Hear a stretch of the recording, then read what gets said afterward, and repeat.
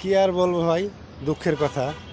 আমাদের বাংলাদেশ জাতীয় ক্রিকেট দল এত সুন্দরভাবে খেলতেছে, এই খেলা দেখে হাসবো না কাঁদবো আমি বুঝতে পারতাছি না। তবে আমি মনে করি যে বাংলাদেশ দলের প্লেয়ারদের কোনো দোষ নাই, দোষ হচ্ছে ম্যানেজমেন্টের। ম্যানেজমেন্ট যেইভাবে তাদের খেলাইতেছে তারা সেইভাবেই খেলতেছে। এত ভালো ভালো প্লেয়ার আছে, এদের বাদ দিয়ে সুইংগাম জাকির আছে, একে কী জন্য নামে? এর থেকে আর ভালো প্লেয়ার নাই? নাকি ম্যানেজমেন্ট রাজনীতি নিয়ে এই খেলার ভিতরে আনছে? তবে আপনারা খেলার ভিতরে রাজনীতি আনবেন না। খেলার ভিতরে যদি রাজনীতি আনেন তাহলে দল ভালো হবে না।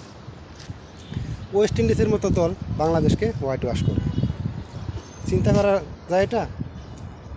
ম্যানেজমেন্ট কি শুরু করছে তারাই ভালো জানে। প্লেয়ারদের অপমান না করে ম্যানেজমেন্টের অপমান করেন, ওনাদের জুতার মালা গলায় দিয়ে দেন, তাহলে ওনাদের শিক্ষা হবে।